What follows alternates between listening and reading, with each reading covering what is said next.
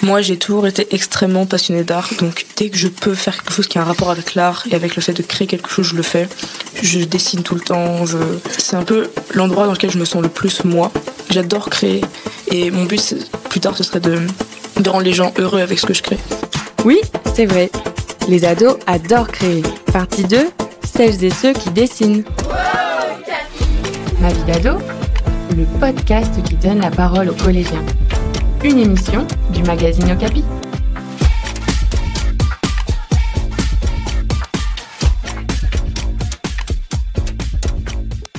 Moi j'aime bien dessiner. En fait j'aime beaucoup le dessin et j'aime bien écrire aussi. Du coup il y a un an j'ai commencé à écrire un peu une BD. Genre sur des univers que j'aime et tout. Et du coup je vous en dis pas plus, vous saurez quand ça sortira au grand public dans 2 ans quoi. En ce moment je suis en train d'écrire une BD. C'est plutôt un manga mais j'écris dans le sens de la BD. Et je suis fière d'être à la 68e page. J'adore la peinture ou le dessin, même si je trouve pas que je dessine comme une artiste. J'adore créer. Je dessine énormément, que ce soit sur papier ou sur numérique. Et je crée des univers globalement, que ce soit fantasy, futuriste, cyberpunk par exemple, ou même steampunk. Et j'adore inventer des personnages, que souvent je dessine d'ailleurs, et les mettre dans ces univers et créer des histoires pour savoir comment ils se développeraient dans ces univers. Et souvent, après, je crée leurs histoires sur papier en faisant des petits livres.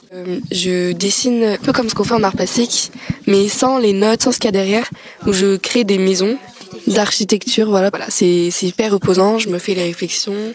Là, faut couper ça. Est-ce que là, faut laisser une petite languette pour faire un cube? Enfin voilà, c'est très très bien. Je dessine beaucoup parce que j'aimerais que ce soit un peu mon métier. Que comme je vais être dans l'architecture, du coup, faut beaucoup dessiner, donc je m'entraîne. Enfin, une fois, j'ai fait un dessin. Je sais pas ce qui m'avait pris, mais en fait, j'ai fait un dessin d'une fille qui était dans un miroir et qui se trouvait trop grosse alors qu'en réalité, elle est très maigre. Et c'est ce qui m'est arrivé pendant un temps.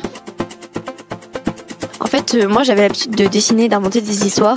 Et j'ai eu une grande période de stress et de crise d'angoisse, etc. à cause d'une histoire. C'est là que j'ai commencé vraiment à dessiner en cours. Je crée des cartes ou des dessins pour mes personnes proches, comme ma famille, pour leurs anniversaires. Juste, je fais des dessins pour mes amis en cours quand on se fait chier. En cours, si vous regardez mes cahiers, par exemple histoire, maths, il y a que des dessins. Lorsque les cours sont trop longs, je dessine sur mes cahiers, je fais beaucoup de dessins, des graffitis.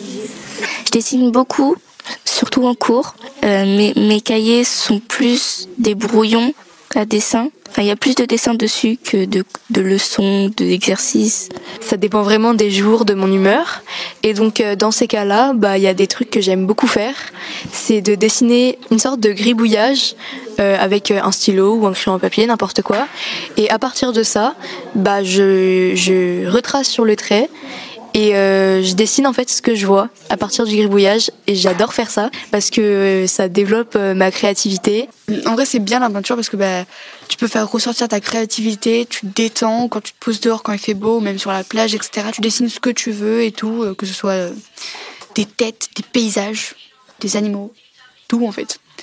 Et puis au moins quand tu dessines, t'es à l'aise, t'es bien. Et je pense que ça m'aide vraiment à m'échapper parce qu'à ce moment-là, je pense à rien d'autre qu'à faire ça. Alors que quand je fais mes devoirs... Merci d'avoir écouté cet épisode. Un épisode tous les 15 jours dans tes oreilles. Sur Spotify, Deezer et sur toutes les plateformes d'écoute. Et sur le site okapi.fr. Un podcast Bayard Jeunesse.